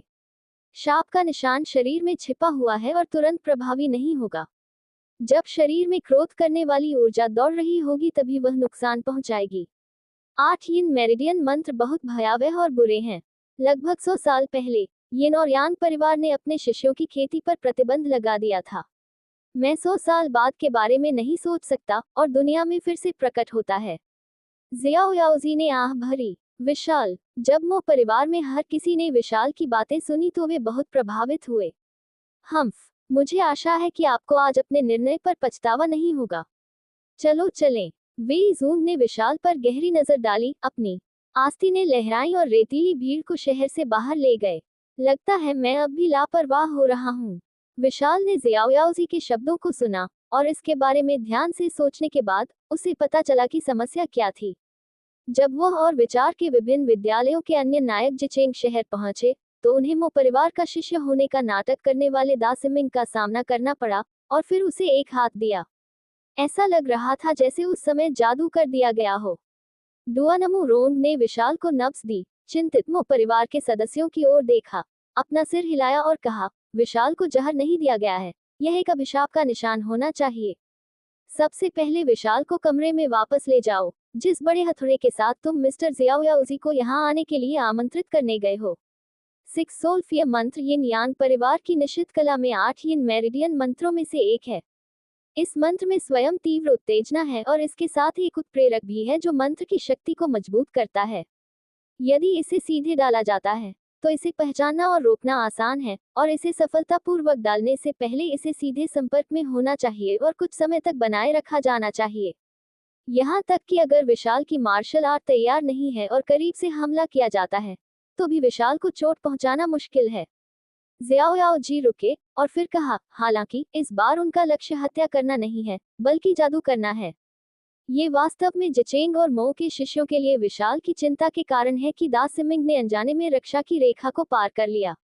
बड़े भाई जियो, क्या आप जानते हैं कि विशाल को अभी जहर दिया गया था? तियानमिंग ने कुछ हद तक अनिश्चितता से जियोजी से पूछा, उस दृश्य के बारे में सोचते हुए जब जियोजी ने उसे अभी रोका था। क्या हम सभी ऐसे लोग हैं जो एक बार मर चुके हैं? अगर हम यहाँ मिल सके तो यही हमारा स्वर्ग है। दुर्भाग्य से इस दुनिया में अभी भी बहुत से लोग हैं जो ऐसी खुशी का आनंद नहीं ले सकते। विशाल ने गंभीरता से कहा, लेकिन जादू सील के हमले का दर्द असहनीय था और उसकी आवाज कांप उठी। लोग बहुत दूर चले गए हैं, तुम्हें रुकने की जरूरत नहीं है, जियोजी ने अचानक कहा। जब मो परिवार में सभी ने तियानमिंग की बातें सुनी तो उन्होंने जियोजी की ओर भी आशा से देखा। मो परिवार के लोगों की अपेक्षाओं का सामना करते हुए जियोजी ने अपना सिर हिलाया और कहा, मैं यिन यांग परिवार की यिन यांग तकनीक के बारे में ज्यादा नहीं जानता, शायद भविष्य में 6 सोल्फिया अभिशाप को हटाने का एक तरीका है, लेकिन दुर्भाग्य से विशाल उस समय तक टिकने में सक्षम नहीं हो सकता है। हर कोई मरता है, मुझे कोई पछतावा नहीं है, विशाल ने सभी को सांत्वना दी। श्रीमान जियाओ याओ, बड़ा हथौड़ा कुछ कहना चाहता था, लेकिन विशाल ने उसे रोका, अपना सिर हिलाया और कहा, मैंने इन निश्चित उन्मायोजी तकनीकों की शक्ति के बारे में सुना है। एक बार 6 आत्मा जादू हो जाने पर दुनिया नष्ट हो जाएगी। इसका कोई इलाज नहीं है। श्रीमान जियाओ याओ, ये गलत नहीं हो सकता, ठीक है? ओल्ड मैन बान ने अविश्वास से पूछा। जियाओ याओजी ने आह भरी और अपना सिर हिलाया। मिस रोंग, विशाल को क्या हुआ? क्या ये जहर है? बिग हैमर ने अपने चेहरे पर चिंतित भाव के साथ डुआनमू रोंग से पूछा। यह कोई मामूली बात नहीं है। इस बार तुम्हें जो मारा गया है वह 6 सोल्फियकस है, जियाओ याओजी ने गंभीर चेहरे के साथ कहा। आपका विशालकाय होना मेरे लिए सम्मान की बात है और आपके साथ कंधे से कंधा मिलाकर लड़ें। क्या ऐसा है? ये सुनकर विशाल की आंखों के सामने अंधेरा छा गया। उनकी पत्नी यिन यांग परिवार की स्वामी उपपत्नी यान थी, इसलिए वह 6 आत्मा भय अभिशाप की शक्ति को जानते थे। शाप सील, हर कोई हैरान था। यदि जियोजी की क्षमता को सील नहीं किया गया है तो निश्चित रूप से 6 सोल्फियकस का जियाओजी के लिए कुछ भी नहीं है। लेकिन अब जब जियोजी की क्षमता को सील कर दिया गया है, तो जियोजी ने केवल वान ये सीखा है, जो यिन और यांग तकनीक के लिए जीवन का स्वामी है। फे हुआलियू लड़ने के लिए ठीक है, लेकिन 6 आत्मा भय अभिशाप को दूर करने के लिए नहीं।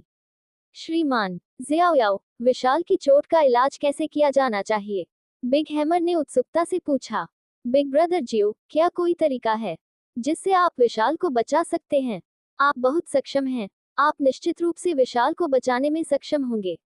तियानमिंग ने अचानक अपना सिर घुमाया और जियोजी से पूछा, बड़े लड़के, तुम्हें क्या हो गया है? विशाल। जब गाओ जियानली ने विशाल की पीड़ा भरी शक्ल देखी तो चिंतित होकर चिल्लाया। वर्टेक्स अपडेट सबसे तेज विशाल ने गाओ जियानली को नजरअंदाज कर दिया, फिर भी दर्द सहा और जारी रखा। हमारे सपने मो परिवार के बच्चों द्वारा पीढ़ी दर पीढ़ी हस्तांतरित होते हैं। हाँ, मो परिवार में सभी ने एक स्वर में कहा। ये भी होगा। हम, विशाल ने कठिनाई से कहा, लेकिन उसकी बंद मुट्ठियों को देखकर वह देख सकता था कि वह मानवीय दर्द सह रहा था। लड़की, आराम करो। आराम करने से पहले मुझे अपने शब्द खत्म करने होंगे। ये सपना हम पीढ़ी दर पीढ़ी आगे बढ़ाएंगे। विशाल ने जूनू को सिर हिलाया और फिर दर्द सहना जारी रखा। हाँ, मो परिवार में सभी ने सम्मानपूर्वक कहा। बूढ़े व्यक्ति बान ने भी तुरंत विशाल का अर्थ समझ लिया और फिर जियोजी और अन्य लोगों की ओर मुड़ा और कहा, मो परिवार के पास चर्चा करने के लिए महत्वपूर्ण मामले हैं, इसलिए कृपया इसे कुछ समय के लिए टालें। ये सुनकर सभी एक एक करके उठकर बाहर चले गए। युवा मास्टर मुरोंग फैंग और मुरोंग हुआंग थोड़ा चौंके और अपने चेहरे पर सवालों के साथ अपनी आंखें जियोजी की ओर घुमाई। तुम लोग बाहर जाओ और पहले इंतजार करो। जियोजी इस बात से थोड़ा हैरान था कि विशाल ने अचानक उसे रोक दिया, लेकिन इसके बारे में सोचने के बाद उसने मुरोंग फैंग और मुरोंग हुआंग को उसका इंतजार करने के लिए बाहर जाने दिया और वह रुक गया। वैसे भी उसने सोचा कि जाओ, कोई भी खुद को नहीं रख सकता है। कोई बात नहीं, ये तो बस एक छोटी सी कोशिश है। जियोजी ने अपना हाथ लहराया और विशाल के अगले वाक्य का इंतजार करने लगा। उसने यह नहीं सोचा था कि विशाल ने जानबूझकर सिर्फ ये बातें कहने के लिए उसे रुकने के लिए कहा था। क्या? जब बूढ़े आदमी बान और अन्य लोगों ने विशाल की बातें सुनी तो चौंक गए। विशाल की बातें सुनकर जियोजी भी थोड़ा चौंका। क्या उसे विशाल का पद तियानमिन को नहीं सौंपना चाहिए? जियोजी ने भी मोजिया सरकार का कार्यालय खत्म होने के बाद अपनी शक्ति विकसित करने के लिए वापस जाने की योजना बनाई। विशाल के शब्दों ने जियोजी की योजना को पूरी तरह से बाधित कर दिया। जियोजी ने विशाल से गंभीरता से पूछा, मैं जानना चाहता हूं कि आप क्यों चाहते हैं कि मैं अगले दिग्गज का उत्तराधिकारी बनूं? आपको मेरे चरित्र को जानना चाहिए, जो आपके मो परिवार द्वारा समर्थित गैर आक्रामक प्रस्ताव के अनुरूप नहीं है। इसका आपके व्यक्तित्व से बहुत अधिक लेना देना नहीं है। सबसे महत्वपूर्ण बात यह है कि आप मो परिवार के शिष्यों की जान बचा सकते हैं। साथ ही आप मो परिवार के प्रति दयालु हैं, और यदि यह आप होते तो ये यंग झेंग के शासन को उखाड़ फेंकने की बहुत संभावना है। विशाल ने धीरे से कहा। जियोजी एक पल के लिए स्तब्ध रह गया। वह समझ गया कि यान डैन ने क्या कहा।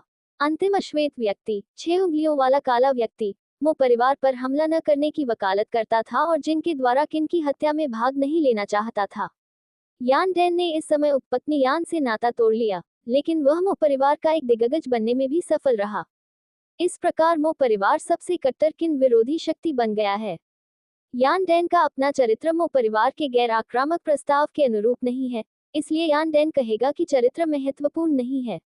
मूल रूप से यान डैन के विचार के अनुसार तियानमिन को मो परिवार का अगला दिग्गज बनना था, लेकिन अब जियोजी स्पष्ट रूप से तियानमिन की तुलना में अधिक उपयुक्त है, इसलिए जियोजी को अगला दिग्गज बनने देना तर्कसंगत है।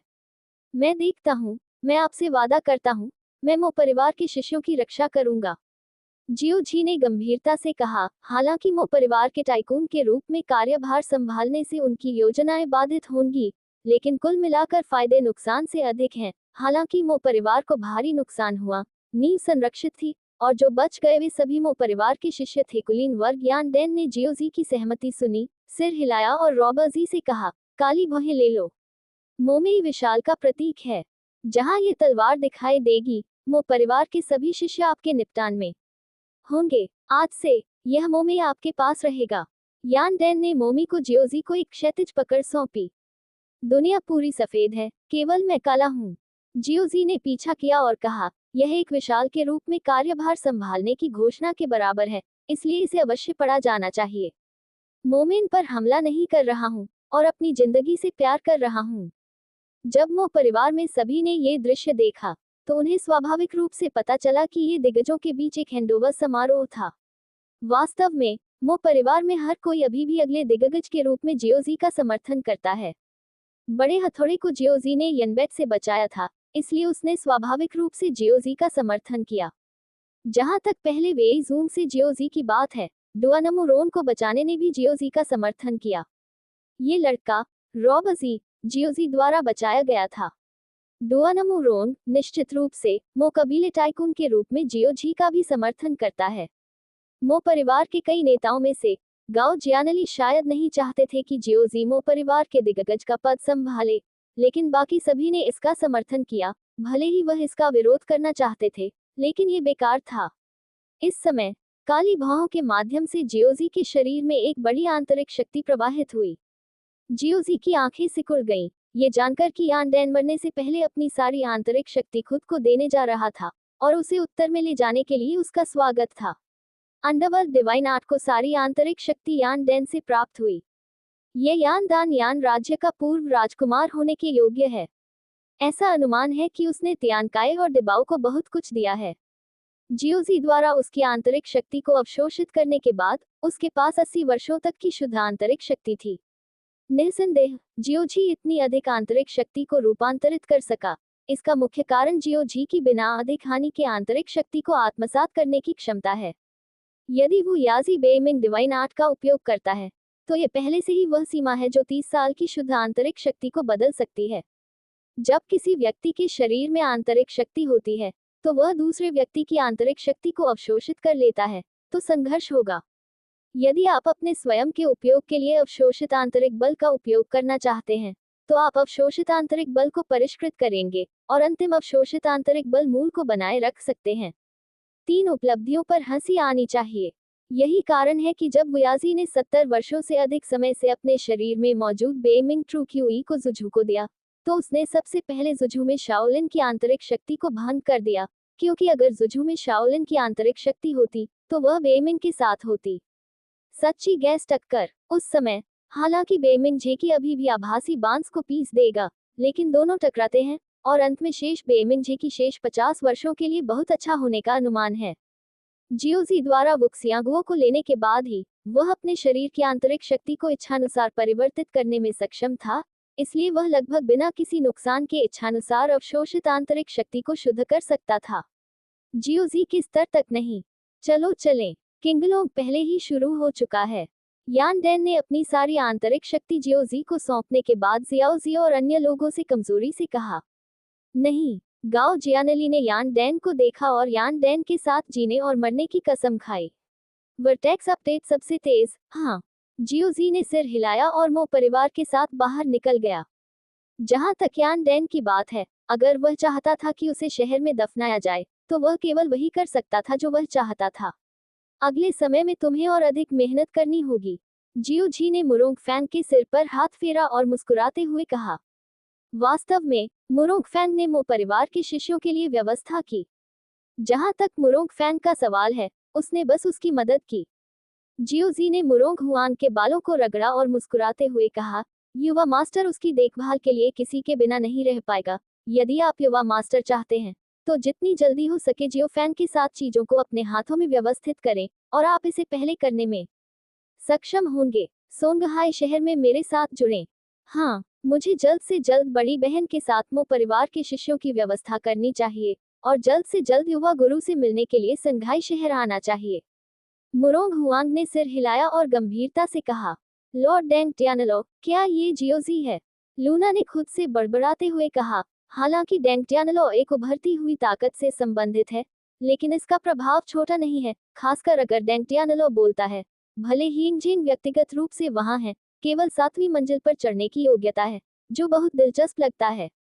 सभी को बाहर निकालने के बाद पूरा ऑर्गन सिटी तेजी से ढहने लगा। एक पल में मोहिस्टों के पूर्वजों द्वारा 300 वर्षों तक बनाया गया विशाल किला चुपचाप इतिहास के मंच से हट गया और समय की लंबी नदी में चुपचाप शांत होने लगा। ऐसा लगता है कि यह एकमात्र स्वर भी नष्ट हो गया है। शाओयू, जियांग लियांग और फैनजेग ने ढहते हुए मोजिया सरकारी शहर को देखकर आह भरी। मास्टर, फिर आपको अपना ख्याल रखना होगा। बड़ी बहन और मैं आपके साथ नहीं हैं। हुआंग, र वास्तव में चिंतित है। मुरोंग हुआंग ने कुछ चिंता के साथ कहा। हाँ, विशाल, जूनू और अन्य लोगों ने तुरंत सम्मानपूर्वक उत्तर दिया। ठीक है, आपको बाद में अपना भेष बदलना होगा, अन्यथा आप अंदर नहीं जा पाएंगे, विशेष रूप से स्लेजहैमर, जो इतना लंबा और स्पष्ट है। भेष बदलना शायद असंभव है, और आपको बाद में किसी बाल्टी में छिपना होगा। जियो जी ने कहा। हालांकि जियो जी ने विशाल का पद संभाला, लेकिन वह नहीं चाहता था कि हर कोई उसे जाने। अब मो परिवार में हर कोई वांछित अपराधी है। लू, सतह पर एक ताकत, संघर्ष करेगा, और जियो जी के लिए, लाभ नुकसान से अधिक होगा। बहुत बड़ा। गाओ जियानली अभी भी थोड़ा अनिच्छुक था, लेकिन जब उसने यान डैन की मना करने की अनिच्छा के बारे में सुना, तो वह केवल उसकी बात मान सका। विशाल के आदेश का पालन करें। ओल्ड मैन बान और अन्य लोगों ने तुरंत सम्मानपूर्वक उत्तर दिया।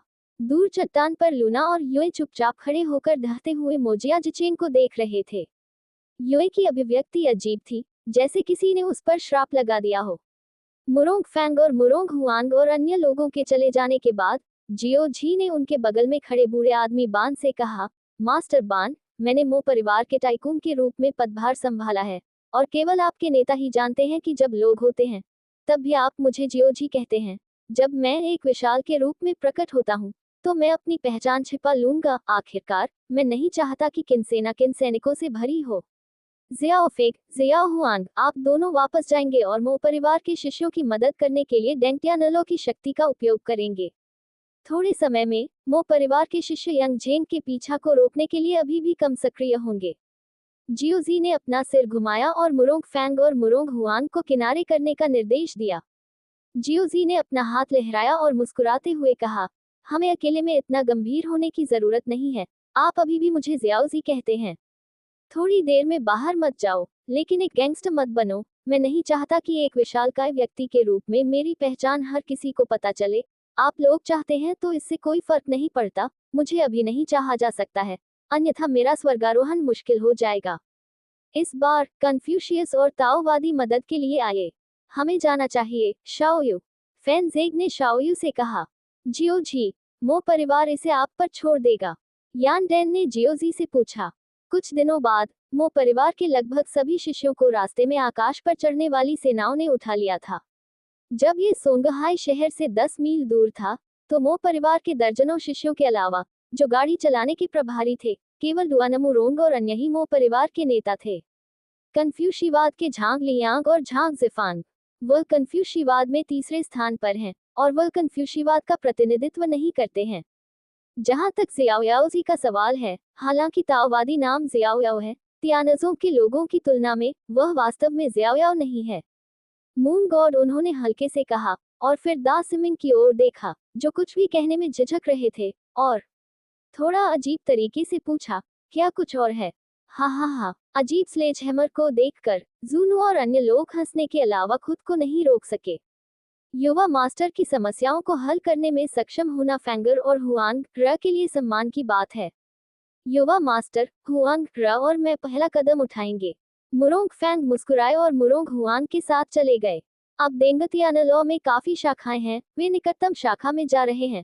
उन्हें जितनी जल्दी हो सके मो परिवार के शिष्यों की व्यवस्था करनी होगी, और फिर जितनी जल्दी हो सके जियो जी से मिलने के लिए संघाई शहर जाना होगा। जाओ, मूल योजना का पालन करो, संघाई शहर को लक्ष्य करो, अगली बार यह बहुत जीवंत होगा। जियो जी ने डोनफेंग की ओर देखा और मुस्कुराया।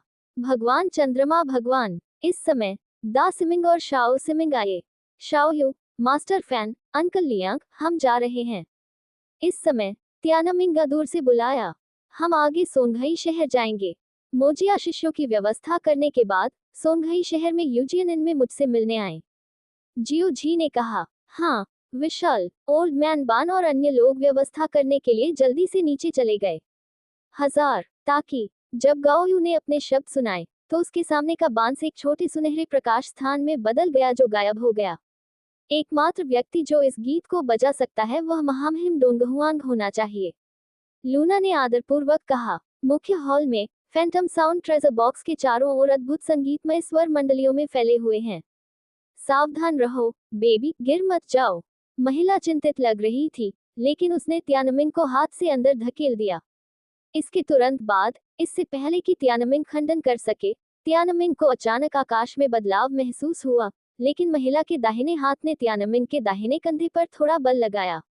दर्द से चिल्लाते हुए महिला ने अपना मुंह ढक लिया और मुस्कुराए, हाँ, बच्चा आज्ञाकारी है, बड़ी बहन तुमसे प्यार करती है, चलो आराम करने के लिए सराय में चलें।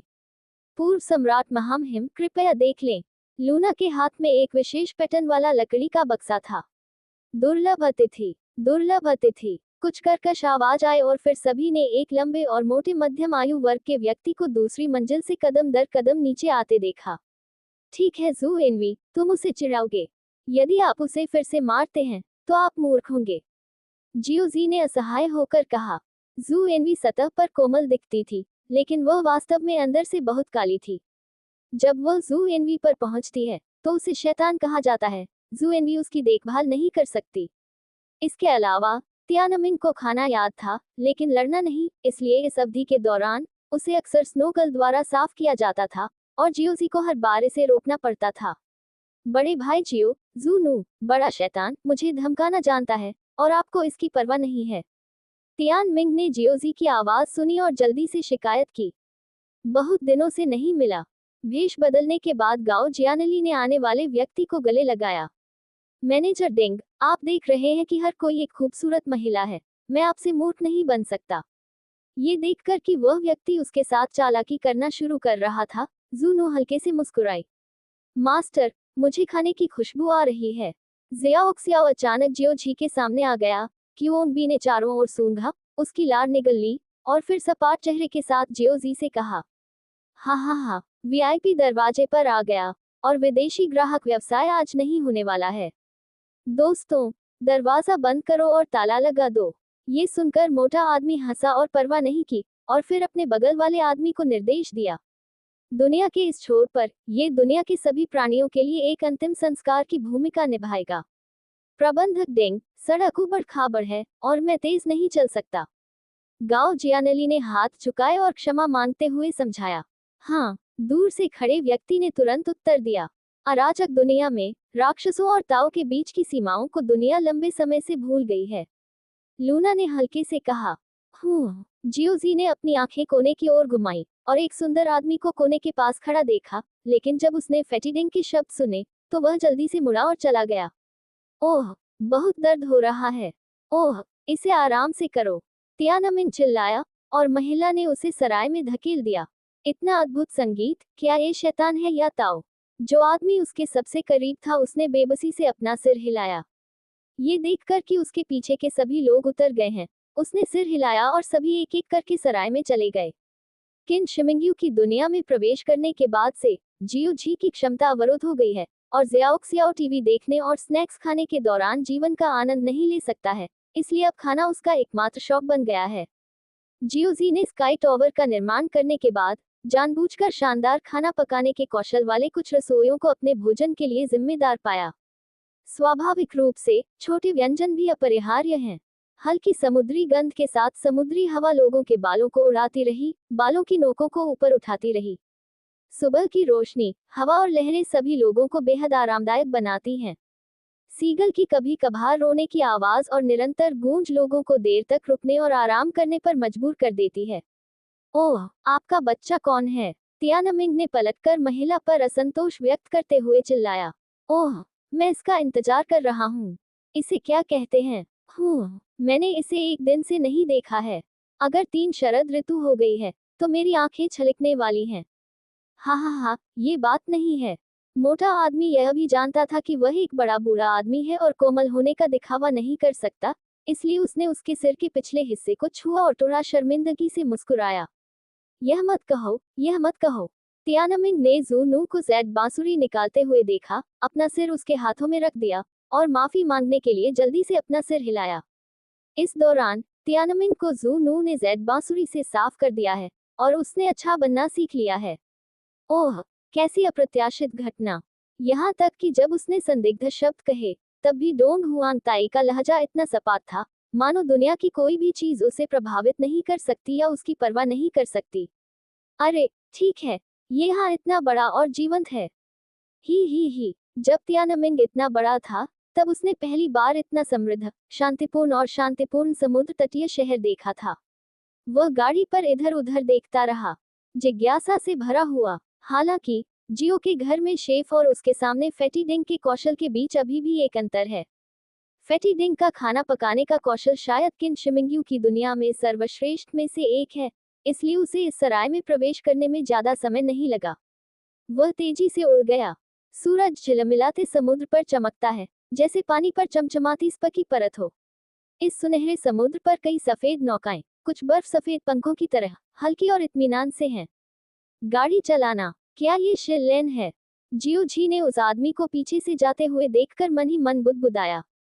आपको अपना नाम मिल गया है, और अब से ये स्वयं बनने का समय है। जियो जी को छोड़कर अन्य लोग जियाओक्सियाओ को नहीं देख सकते हैं, इसलिए दूसरों को गलतफहमी न हो, इसके लिए जियो जी ने जियाओक्सियाओ पर हल्के से सिर हिलाया। मो परिवार और शाओयू, जो भेष बदले हुए थे, आसानी से सोंगहाई शहर में घुसपैठ कर गए। हे, दुकानदार डेंग, संकेतों के बारे में बात मत करो, बस स्थानीय भाषा बोलो।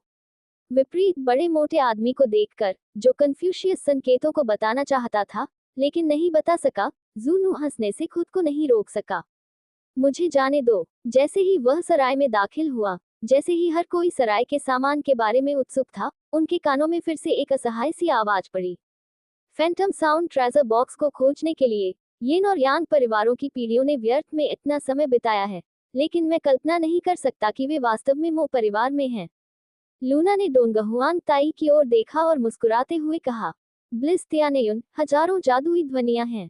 उसने धीरे से जादुई ध्वनि वाले खजाने के बक्से का ढक्कन खोला, और खजाने के बक्से से एक नाजुक और उत्तम टॉवर के आकार की अटारी धीरे धीरे उठी। डिब्बे से निकलकर पूरे हॉल में फैल गया। मालिक दीर्घायु हों। जियाओक्सियाओ को जियोजी की स्वीकृति मिल गई। वह खुश हुआ, सराय की रसोई में उड़ गया और खाना चुराने चला गया।